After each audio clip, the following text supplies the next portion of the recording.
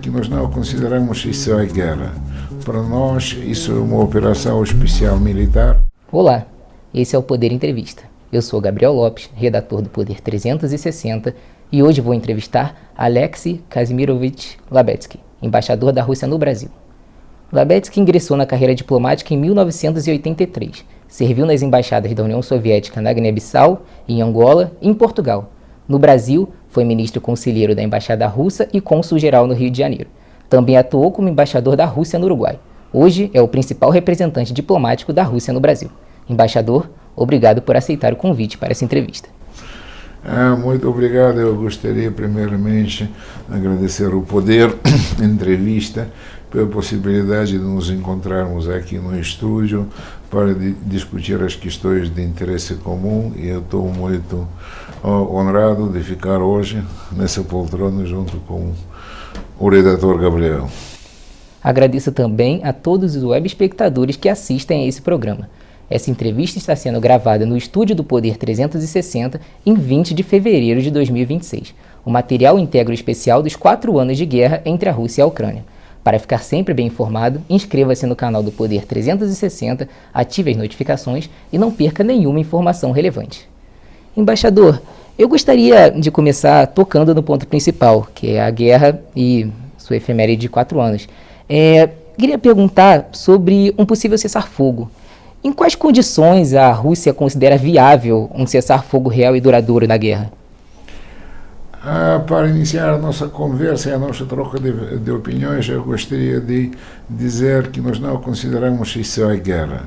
Para nós, isso é uma operação especial militar que nós levamos para garantir os interesses do nosso país, do nosso povo, os direitos do país, do povo e de segurança.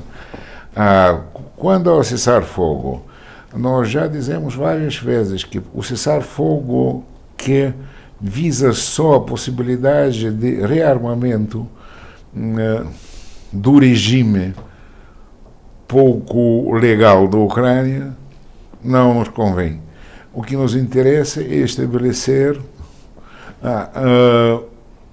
a paz onde estão observadas os direitos do povo russo, do meu país, de identidade russa, não alargamento de NATO e garantias seguras de Rússia.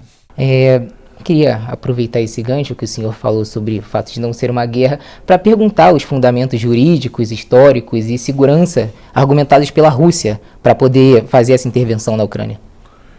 Vamos nos voltar para o ano de 2022 e ver que as razões principais que nos levaram a empreender a operação especial na Ucrânia foram especificamente estes que foram sublinhados pelos dirigentes russos, pelo presidente: é a segurança do país, não o alargamento da OTAN, as garantias seguras para a Rússia e as garantias para os direitos dos russos nos territórios da Ucrânia.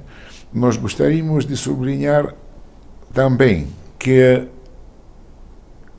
depois de 2014, quando o golpe de Estado derrubou o governo legítimo da Ucrânia, foram assinados os acordos de Minsk que prevêem a solução pacífica das questões já mencionadas na região de Donbass. O que não foi cumprido, e não foi cumprido pela parte ucraniana, não foi cumprido pelos seus aliados na Europa Ocidental e nos Estados Unidos. E a política de supressão dos direitos dos russos, a política de glorificação do nazismo, se tornou a política estatal no estado da Ucrânia. Nós não podemos aceitar que no país vizinho os assim chamados líderes nazistas que ajudaram Hitler durante a Segunda Guerra Mundial, que ajudaram os nazistas alemães durante essa guerra, agora estão glorificados. Isso é inaceitável para todos. Eu penso que a maioria da gente na Ucrânia também. Mas os líderes de hoje, então, os adeptos desta política que nós pensamos foi acabada com a Segunda Guerra Mundial. Os acontecimentos na Ucrânia moderna fazem-nos rever uma grande parte da história moderna europeia. E nós estamos agora cientes que, durante a Segunda Guerra Mundial, bem conhecida na Rússia como Grande Guerra Pátria, nós combatemos nem só os nazis alemães, nós combatemos todos os nacionalismos europeus. Basta lembrar que milhões de italianos, húngaros, combateram junto com os alemães nas terras da ex-União Soviética. Basta lembrar que no cerco de Leningrado participaram uma divisão azul de assim chamados voluntários espanhóis. E basta lembrar que nos últimos dias de Batalha de Berlim, a chancelaria do Hitler foi defendida pelos nazistas franceses da divisão Charlemagne. Isso faz-nos lembrar que durante a Segunda Guerra Mundial nós combatemos contra o fascismo nascido na Europa. E faz-nos repensar as razões de surgimento do fascismo nas zonas mais desenvolvidas europeias, Alemanha e Itália. Agora eu queria voltar um pouquinho para o tema do conflito e perguntar em que momento estão as negociações pela paz? Houve algum avanço recente, concreto? Vamos lembrar que no início da operação especial foram empreendidos os esforços de solução pacífica e em março e abril de 2022 foram empreendidas as conversações em Bielorrússia e em Turquia, que resultaram quase na aprovação dos pontos principais da solução, mas isso foi rompido pela insistência dos europeus, em primeiro lugar, se não me engano, pelos ingleses. E a Europa avançou na política de guerra com a Rússia, tentando arruinar o nosso país, tentando conseguir a vitória militar que não resultou. Agora nós estamos trabalhando junto com os americanos, junto com os nossos, vamos dizer, opostos ucranianos, para tentar encontrar solução de todas as questões políticas, de segurança, de direitos do homem, de territoriais, e há 2 dias foram encerradas mais uma ronda das conversações na Suíça, e nós partimos para essas conversações aproveitando assim chamado o espírito de Anchorage, e nós vemos que os Estados Unidos estão interessados em encontrar a solução pacífica para este conflito. E até que ponto a Rússia está disposta a ir para segurar seus objetivos militares? Há uma linha vermelha que não será cruzada, já estabelecida? Eu não penso que nós devemos falar em linhas vermelhas. Nós devemos falar em interesses do povo russo, do Estado russo, e nós devemos garantir os direitos de todos os que se consideram russos e vivem nesses territórios. E nós estamos realizando a operação especial nem por territórios, mas estamos realizando a operação especial para, em primeiro lugar, garantir os direitos dessa gente que fala russo. Eu já disse várias vezes que, para mim, pessoalmente, não há diferença entre o russo e o ucraniano. Se me chamar ucraniano, eu não vou me zangar, porque nós temos muita coisa em comum.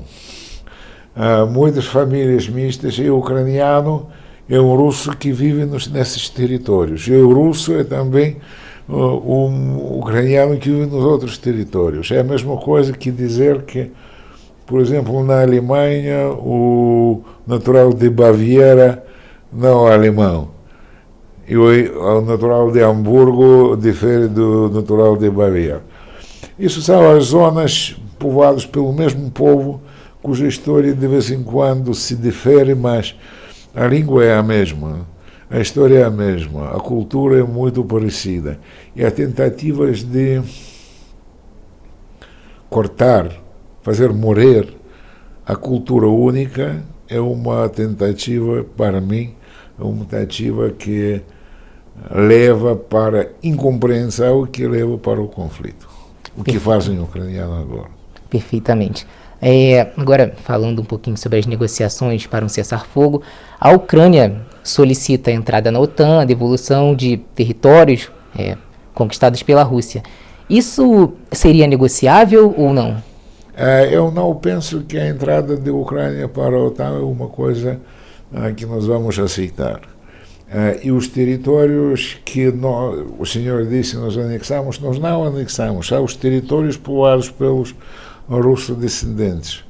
E a vontade da população destes territórios é uma coisa principal. E os direitos que foram negados, vamos rever a incompreensão e o incumprimento dos acordos de Minsk. Nada foi feito.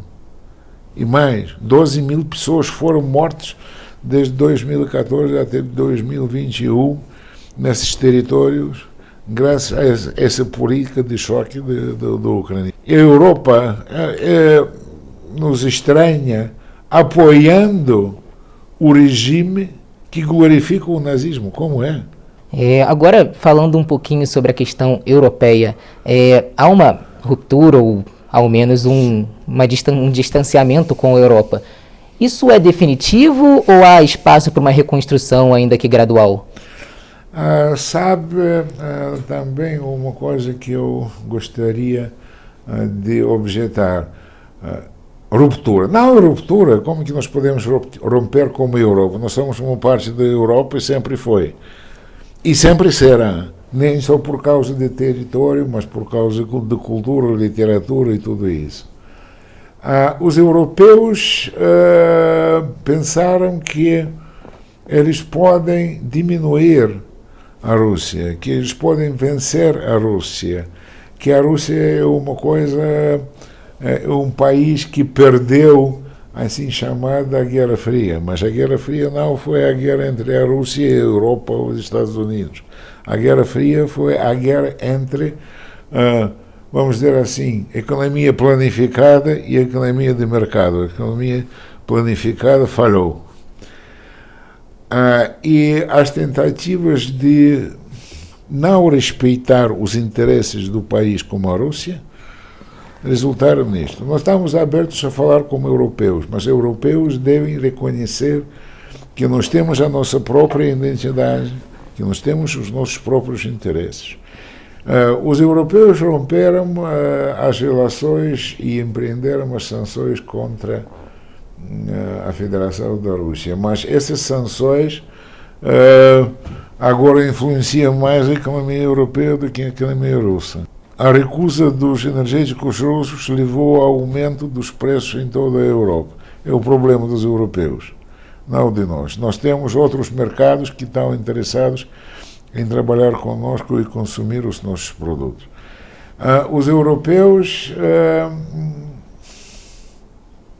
tentam empreender a política de sanções, mas eles esquecem a sua própria história.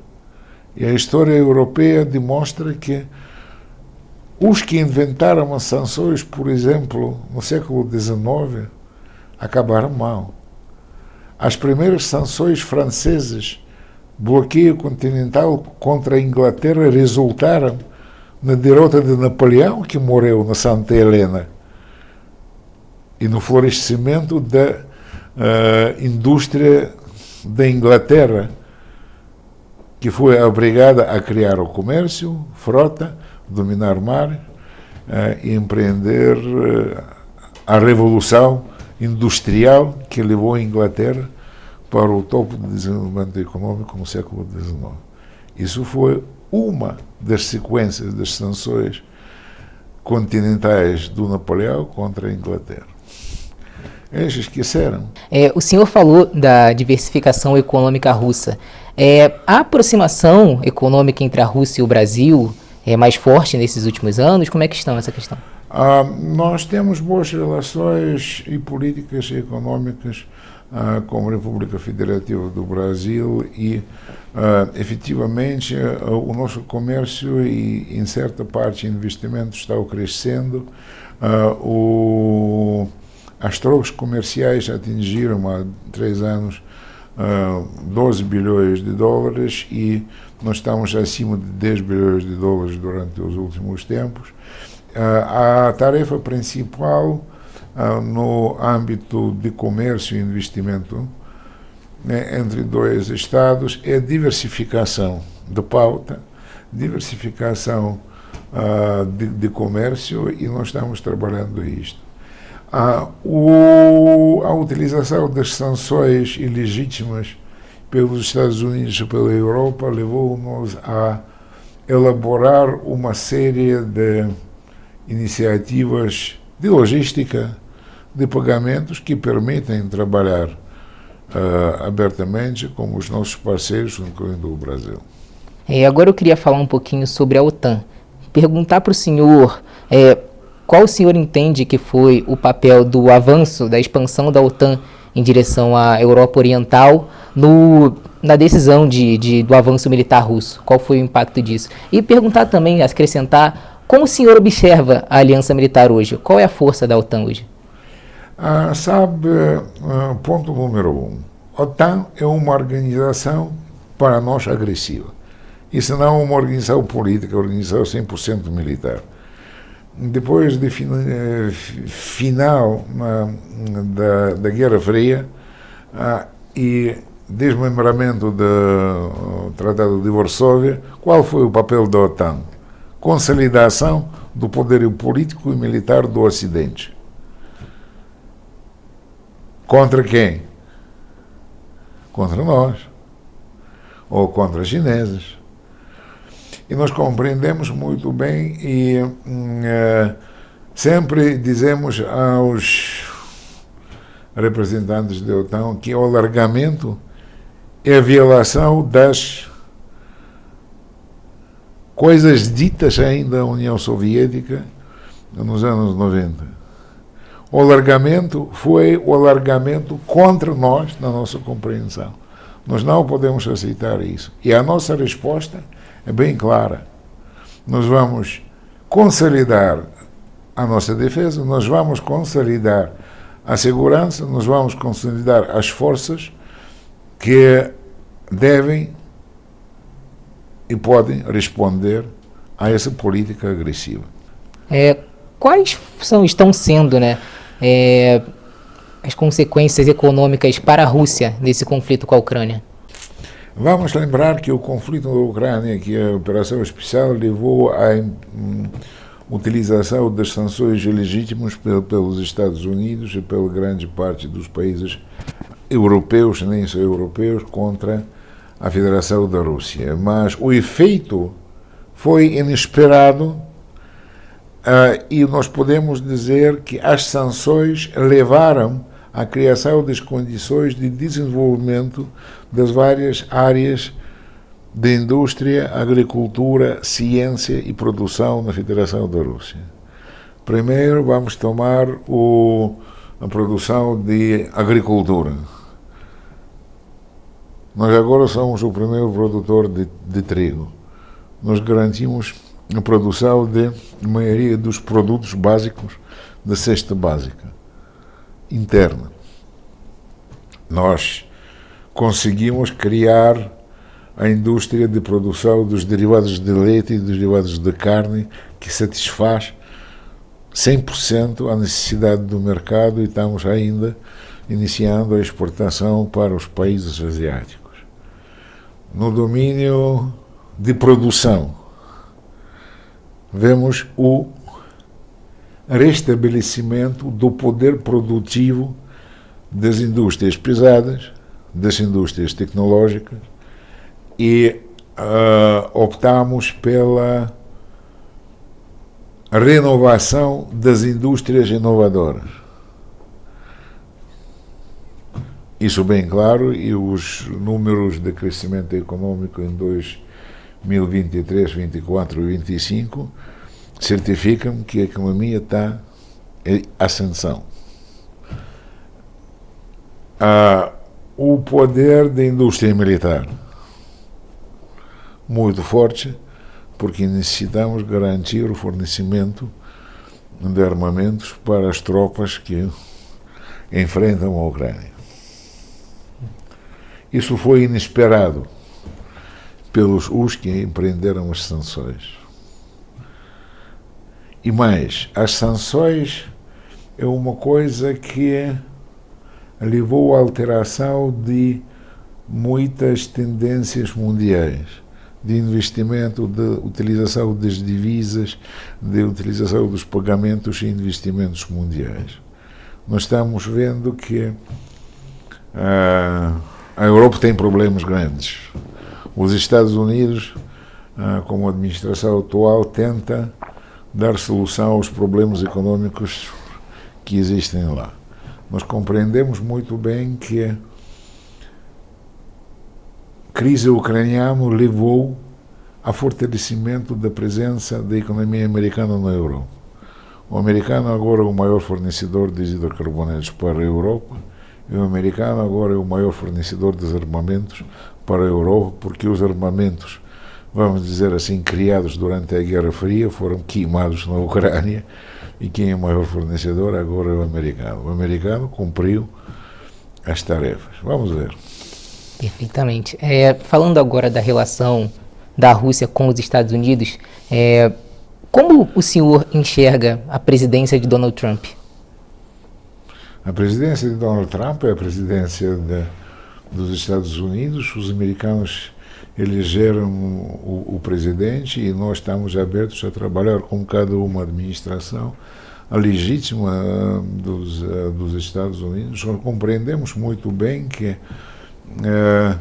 a política da administração atual difere muito da administração democrata e que, para mim, por exemplo, é bem claro que a tarefa principal da administração republicana é tentar dar solução aos gravíssimos problemas econômicos: dívida, restabelecimento da produção, restabelecimento do nível de vida, restabelecimento dos investimentos, e tudo o que nós estamos observando é sequência desta tentativa de encontrar soluções para dívida, que é grandiosa.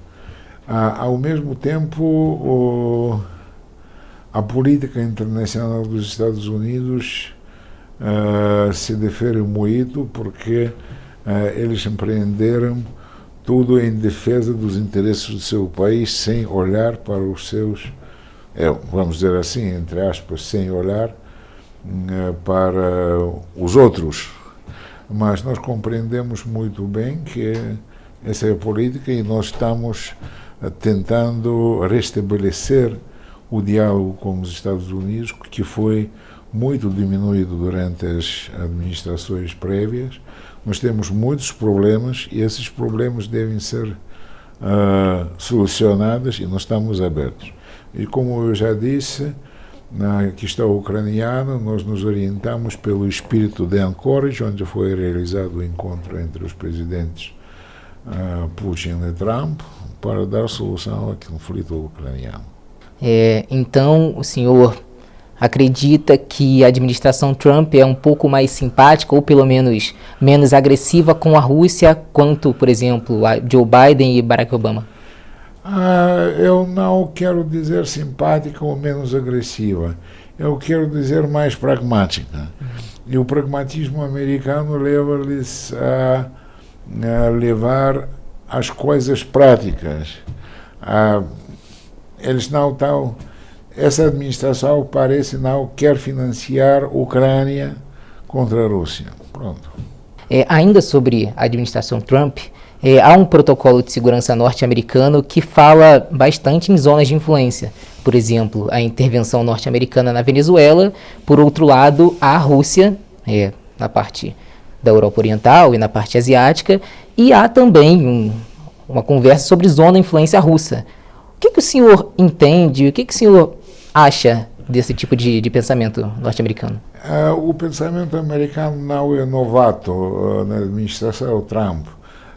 Vamos relembrar todas as doutrinas da política externa dos Estados Unidos desde o presidente Monroe e nós vamos ver que a novidade não é o ponto forte dessas doutrinas.